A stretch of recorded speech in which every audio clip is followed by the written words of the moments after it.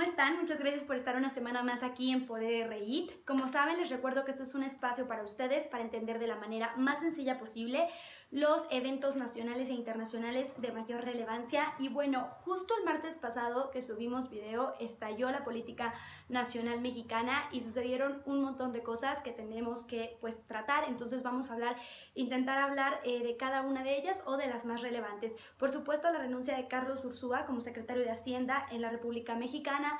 También tenemos la detención del abogado de alto perfil Juan Collado, el asunto que nos ha venido rondando hace un par de semanas alrededor de las manifestaciones de la Policía Federal contra el gobierno federal, y bueno, el asunto de la migración que ya hemos tratado aquí más o menos en varias semanas de manera general sobre los asuntos diplomáticos y políticos que giran en torno al asunto migratorio. Pero bueno, hoy vamos a decir básicamente cómo se está viviendo y cómo lo estamos enfrentando como región y como país. Entonces, ¿qué les parece que empecemos con la renuncia de Carlos Ursúa como secretario de Hacienda?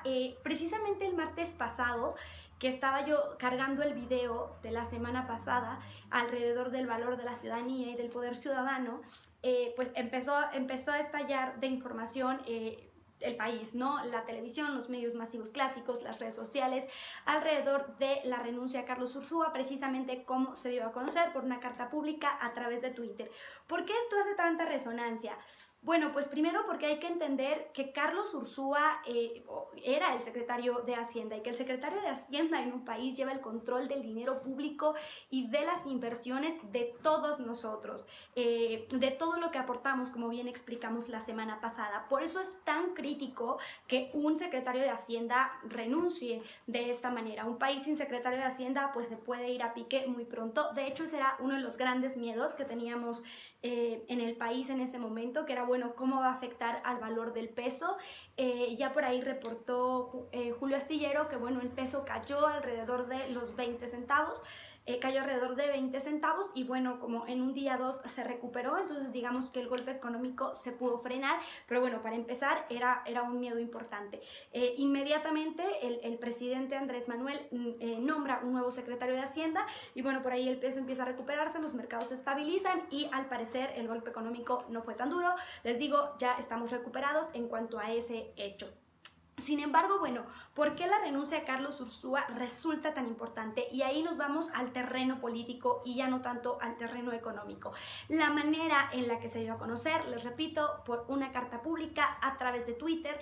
Y bueno, lo que decía la carta, ¿no? Básicamente, Carlos Ursúa estaba denunciando que la Cuarta Transformación, bueno, estaba haciendo las cosas de manera no muy regular.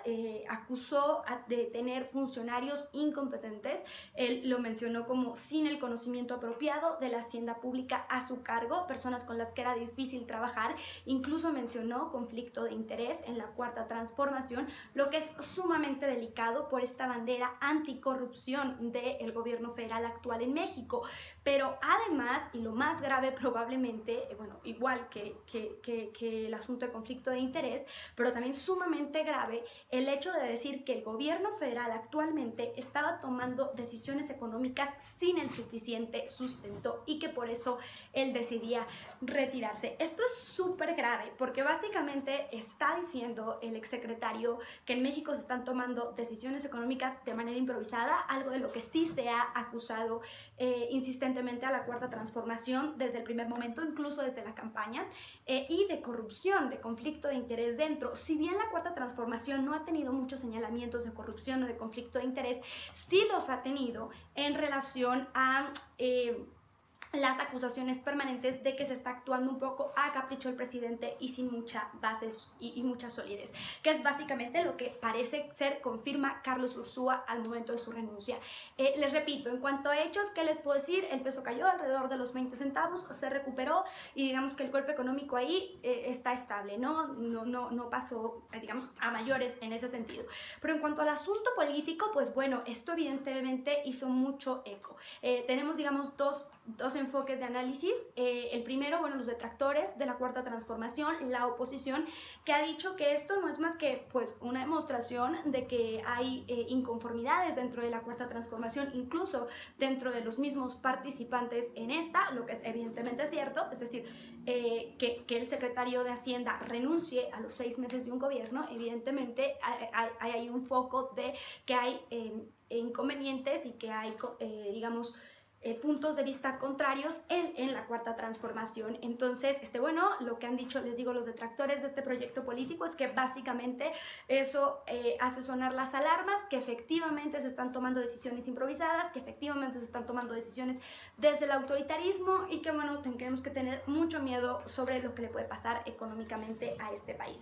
Por el otro lado, tenemos los analistas que apoyan a la cuarta Transformación y que dicen que, bueno, esto no es más que una muestra de que hay un cambio real. Por ahí Ackerman, por supuesto, Jalife, salieron a decir que incluso la forma en la que Carlos Ursúa renuncia es un golpe político a la Cuarta Transformación, ¿no?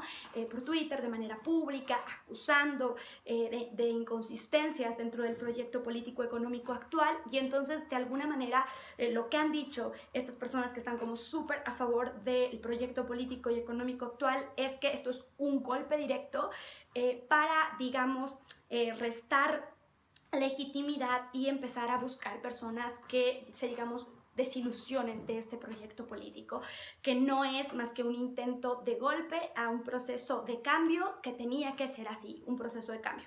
¿Qué les puedo decir yo al respecto? Pues que la renuncia del secretario de Hacienda no hace más que decirnos que efectivamente viene un cambio en materia política económica de 180 grados en el país. Lo que pues a mí me parece bueno, ¿no? De alguna manera. El cambio en sí, ¿no? Ya veremos si esto es para bien o para mal.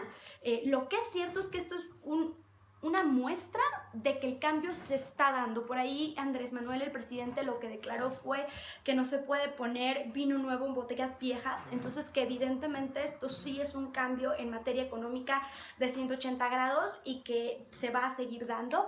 Más adelante Carlos Ursúa incluso declaró que no estaba él de acuerdo con los grandes proyectos de esta Cuarta Transformación, los que en materia económica pretenden impulsar al país, que son básicamente pues el famoso aeropuerto, la refinería de Dos Bocas, el Tren Maya principalmente. Y bueno, les repito, los que están como a favor de la Cuarta Transformación lo que dicen es que, bueno, también eso es cierto, esto se sabía pues desde la campaña y por eso están acusando en este momento a Carlos Ursúa de golpe político. Lo que yo sí les puedo decir es que les digo, esto muestra un cambio en la forma de la administración, incluso de la hacienda pública, un cambio grande, para bien o para mal. ¿Por qué les digo de entrada que a mí el cambio en sí me parece bueno? Porque creo que uno de los grandes miedos que tenemos los mexicanos alrededor de la Cuarta Transformación es que resulte en nada, ¿no? Este proyecto político actual es que resulte en absolutamente nada, como nos pasó un poco en el año 2000, cuando se tenía como la esperanza de un cambio total en la forma de hacer política en México y realmente no se dio.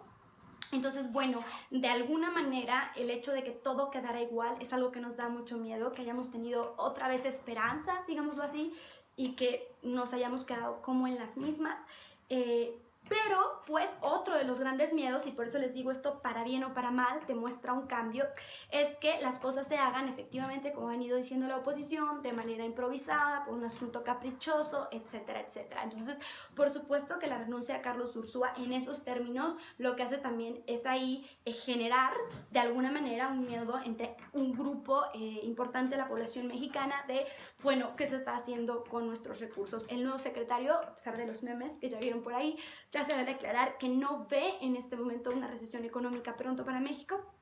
Y bueno, ya veremos a futuro si efectivamente estos proyectos de la Cuarta Transformación en materia económica resultan o no resultan. También veremos si la confianza en el gobierno federal continúa. Por supuesto, hay quienes siguen apoyando este movimiento, una inmensa mayoría, y quienes están ya, digamos, con el foco ahí rojo que ellos creen haber visto a partir de esta renuncia.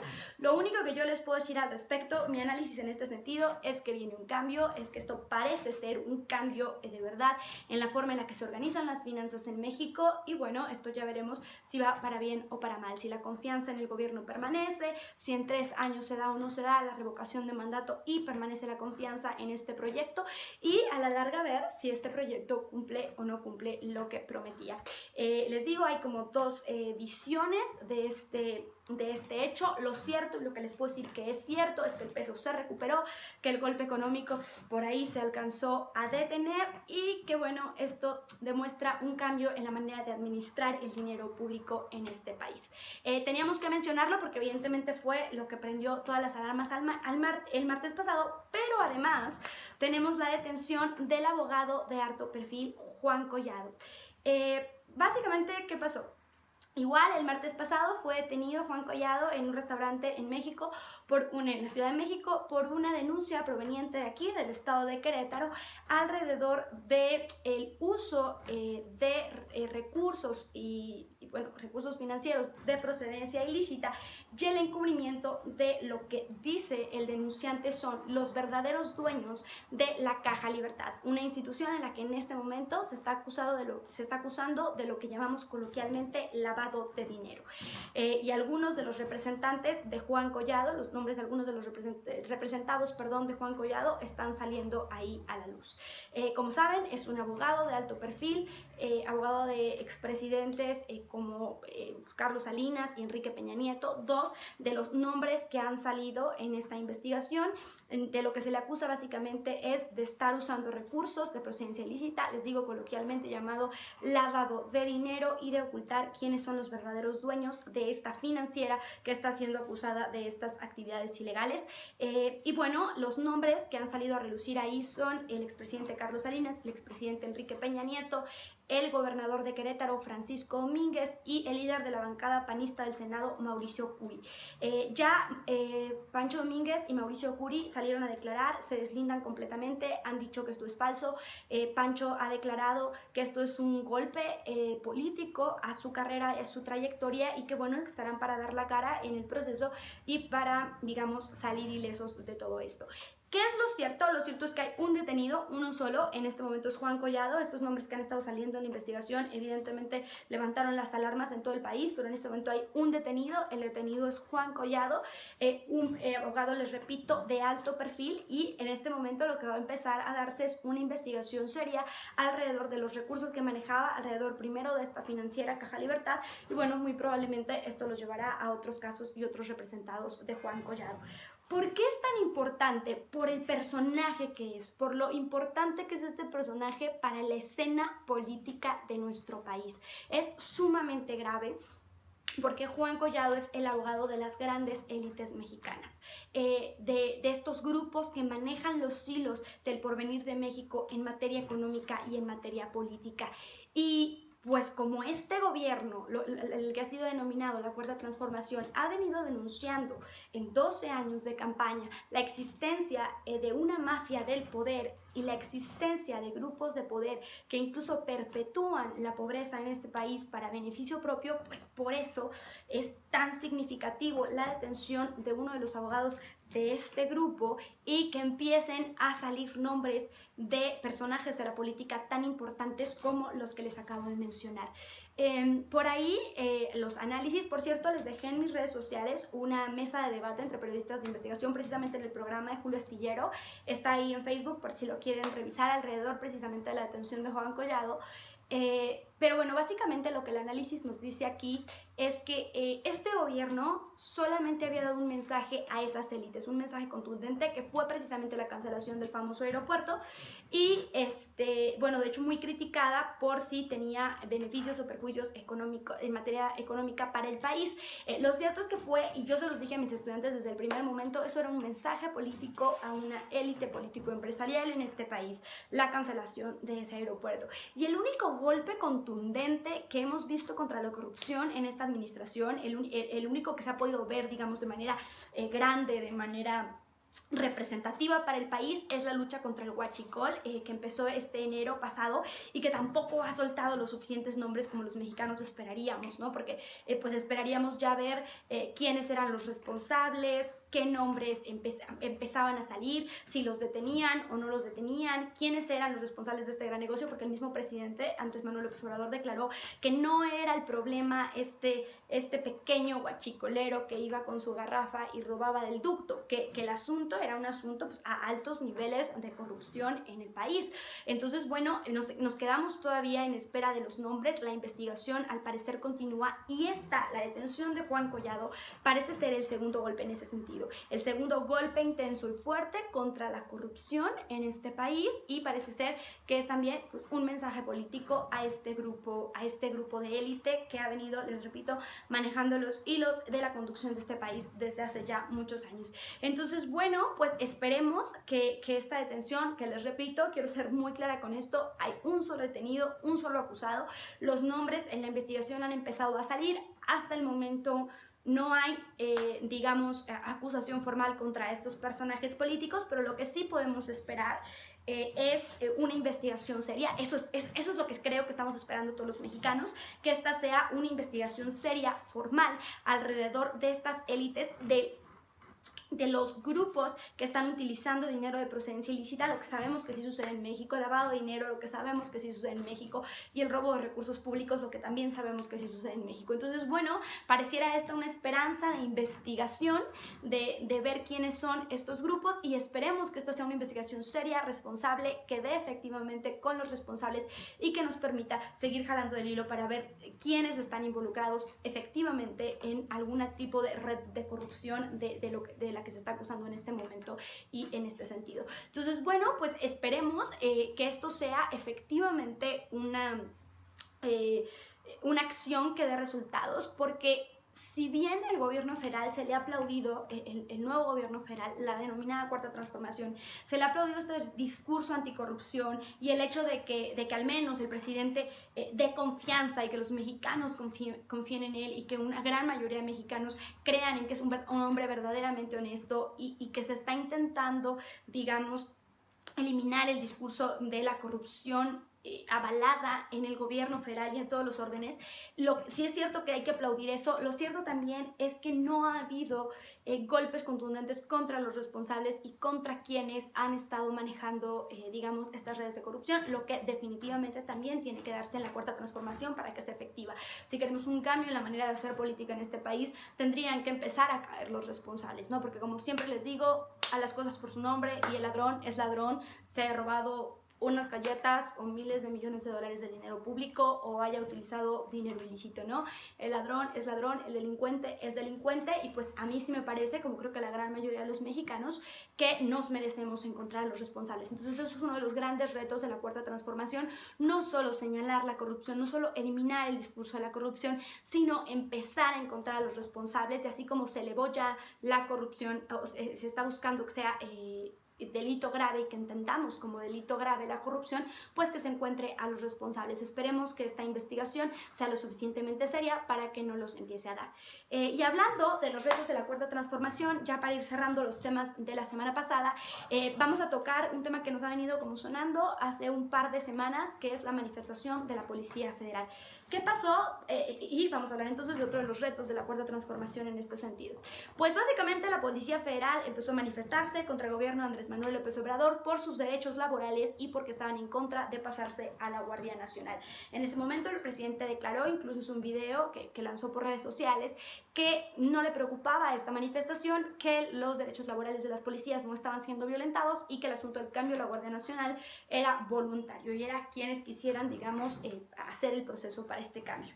¿Qué les puedo decir alrededor de la manifestación de la Policía Federal? Lo que a mí me parece sumamente triste alrededor de eso es que realmente no hizo eco en la sociedad, ¿saben? Las policías, en teoría, son este órgano que debe ser cercano a la gente, que debe garantizarle seguridad a la gente, este ente con el que tú, ciudadano, te sientes seguro, que está ahí para proteger tus libertades, para evitar que existan situaciones que afecten tus libertades, que es cercano a ti, que está como para protección social y ciudadana, diferente a las Fuerzas Armadas, ¿no? Que tienen esta otra tarea de defensa y de protección, que sí está más enfocado pues a las armas, a los medios de protección, digamos, de poder duro. En cambio, la policía es este órgano que debería ser cercano a la gente, y tristemente en este país no se confía, la ciudadanía no confía en la Policía Federal, lo que quedó demostrado con esa manifestación que pues efectivamente parecía no tener ningún sentido, porque es que ningún ciudadano se levantó la mano para decir sí, yo quiero defender los derechos de mis policías. De hecho, los comentarios entre la ciudadanía era ahora sí, ¿no? Coloquialmente y vulgarmente en este país se dice que el policía federal está para, palabra disonante, al que pasa por la carretera y pedirle una mordida. Entonces, realmente este país no confía en la Policía Federal, este país no se ha sentido seguro con la Policía Federal. De sobra sabemos casos de corrupción en los que se ha visto envuelta esta policía, sobre todo a partir de la fallida guerra contra el narcotráfico, donde se le dio como mucho más poder y más alcance. Y por consiguiente, pues la manifestación de la policía peleando por sus derechos laborales pues, no hizo eco en la sociedad mexicana, y eso a mí lo que me parece de entrada es que es un detonante para ver que este órgano efectivamente no nos hace sentir seguros, y que pues nadie ponía las manos al fuego y nadie levantaba un dedo para participar por lo que ellos denominaban la violación a sus derechos laborales, ¿no? Esta manifestación no hizo eco entre los ciudadanos, pues porque desgraciadamente no confiamos en las policías, en esta policía, lo que nos hace pues también ver una situación y una realidad sumamente triste para este país, ¿no? No tenemos confianza en nuestras fuerzas de seguridad, en quienes se supone que están ahí para protegernos. Por eso precisamente se acusó esta manifestación también de un intento de golpe político y de un intento para afectar a lo que es en este momento la Cuarta Transformación y el gobierno de Andrés Manuel López Obrador. Incluso por ahí se manejó el nombre Felipe Calderón detrás de este movimiento de policías. Felipe Calderón, nuestro expresidente, también ya salió a declarar que no, que para nada, que no tiene nada que ver y que se le va a hacer una acusación, se le haga directamente. Anabel Hernández, por ahí, la periodista especialista en estos temas, declaró que ella decía que efectivamente Felipe Calderón lo dijo directamente, estaba detrás de este movimiento. Y bueno, lo cierto es que este movimiento pues parece que ya se apagó. ¿Quién va a querer defender a la Policía Federal? Y eso nos deja entonces otro de los grandes retos para esta Cuarta Transformación. La ola de violencia y de inseguridad que en este momento está viviendo México, que viene arrastrando desde hace años. El hecho de que los mexicanos necesitamos de verdad empezar a vivir sin miedo. Entonces, de alguna manera está el reto ahí para la Guardia Nacional, otro órgano que ha sido sumamente criticado y visto como desde distintos ángulos. Primero porque administrativamente no se entiende muy bien si están las Fuerzas Armadas para protección y la policía para el cuidado ciudadano. Entonces, ¿qué es esta Guardia Nacional? Se ha criticado que tiene mando militar, pero se intenta que es este órgano cercano a la gente. Por ahí yo lo entiendo como desde un esfuerzo por precisamente limpiar estos cuerpos de protección pública y evitar que la corrupción que ya está infiltrada en los órganos de seguridad de este país lamentablemente se elimine y digamos formar un órgano desde cero. Lo veo como en un esfuerzo por ese lado, pero por otro lado también se ha señalado pues entonces la necesidad de que este órgano de verdad se forme con estrictos órdenes de control. Por ejemplo, Anabel Hernández también señaló que si se va a formar la Guardia Nacional y que si va a haber elementos de las Fuerzas Armadas y de la Policía Federal que pasen a la Guardia Nacional, porque también se está haciendo una convocatoria al público abierta para gente que de plano inicie en la Guardia Nacional, pero si ya se van a pasar elementos de estos otros órdenes, lo que ha declarado Anabel es que se tienen que tener, elementos de control sumamente fuertes y cuidadosos para evitar que estos, elementos ya dañados de estas instituciones pues pasen a la Guardia Nacional, que haya efectivamente filtros, exámenes de confianza como antidoping, etcétera, etcétera, para garantizar que la Guardia Nacional, efectivamente va a ser un órgano honesto, un órgano íntegro y que va a poder con el problema de inseguridad en este país. Urge en este país resolver ese asunto y es otro de los los grandes retos de la Cuarta Transformación y bueno, a través de lo que el presidente ha aclarado, que sea la Guardia Nacional quien tenga a su cargo esta tarea. Y bueno, pues estamos en espera también de que ese reto se cumpla. Sobre todo quienes estamos en Guanajuato, ¿no? en el Bajío de México, que estamos viviendo en este momento, en el estado de Guanajuato particularmente, el momento más fuerte y más feo de inseguridad y violencia que hemos vivido en toda nuestra historia. Estamos llegando a los primeros lugares a nivel nacional, el índice de asesinatos es altísimo y nuestras autoridades municipales y estatales, lo puse por ahí también en redes sociales la semana pasada, básicamente se han desentendido, han declarado que no es su responsabilidad el crimen organizado, están enfocados totalmente en otra cosa y han dicho que eso es una completa responsabilidad del orden federal. Como ya les dije, es de todos los órdenes, no se vale que nuestros funcionarios públicos encargados sobre todo este asunto se deslinden. Pero bueno, si lo han hecho, pues entonces sí estamos esperando que algo funcione. Si el gobierno federal ha declarado que es a través de la Guardia Nacional, pues hay que tener mucho cuidado con los controles que se van a tener alrededor de la Guardia Nacional. Y por supuesto estar al pendiente si este es otro de los grandes retos que se pueden o no se pueden cumplir en lo que se ha denominado esta Cuarta Transformación. Por cierto, un saludo a Jessica Espinosa, con quien estuve tratando este tema precisamente la semana pasada. Y bueno, pues para cerrar ya, otro de los grandes retos de la Cuarta Transformación del gobierno federal actual es el asunto migratorio. Ya explicamos, les repito, más o menos qué pasó a nivel político, diplomático entre México y Estados Unidos, sobre todo por este problema regional de la migración masiva centroamericana, pero hoy quiero mencionarles solo algunas de las cosas que se han venido como detonando las últimas semanas alrededor de cómo lo está viviendo el país.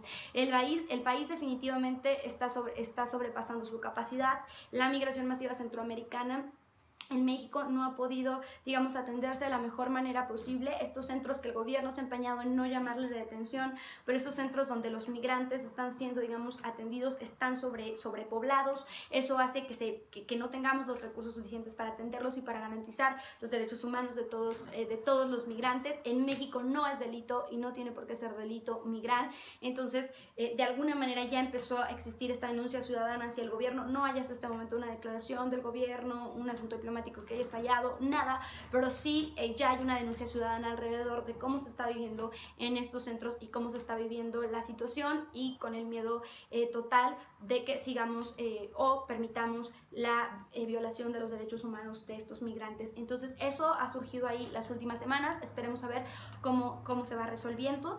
Y bueno, por supuesto, la crisis migratoria que nos acaba de estallar otra vez alrededor de las decisiones que ha tomado Estados Unidos desde su gobierno federal y en su propio territorio, por lo que no podemos meternos. La declaración de Donald Trump del viernes pasado de iniciar efectivamente a partir de este domingo las redadas, digamos, indiscriminadas alrededor de Estados Unidos buscando inmigrantes ilegales, lo que pone en mucho riesgo también a nuestros propios paisanos. Otra de las grandes medidas antihumanitarias, por supuesto, que fue evitar la recepción de solicitudes de asilo de personas de Centroamérica, a menos que vengan de un tercer país seguro, es decir, de cualquier país en el que ya hayan pedido refugio y asilo, y entonces desde ahí pidan el refugio y asilo a Estados Unidos, por lo que básicamente deja a una gran importante cantidad de población en total ausencia de oportunidad de pedir asilo y refugio en Estados Unidos. Por supuesto que estas medidas van a empezar a hacer eco en la comunidad internacional, en nuestro país, por supuesto, y en otros países. Y yo creo que este tema lo vamos a retomar las siguientes semanas, pero me parecía importante mencionarlo en este momento por la gravedad del asunto. El país tiene que reaccionar. Ya algunos otros órdenes de gobierno que no es el federal ni Estados Unidos han reaccionado. También les dejé por ahí los comentarios en mis redes sociales de funcionarios públicos estadounidenses que están diciendo: no le vamos a hacer el trabajo sucio al gobierno federal, nuestras policías no están para pedirles su estatus migratorio, pero sí con algunos, digamos, consejos para la comunidad que está en Estados Unidos y que puede ser víctima de estas redadas. Igual desde México les mandamos un saludo, fuerza y fortaleza, y por supuesto el consejo de que se comuniquen con su consulado. El consulado está para protegerlos no importa su estatus migratorio y que por supuesto no digan su estatus migratorio bajo ninguna circunstancia.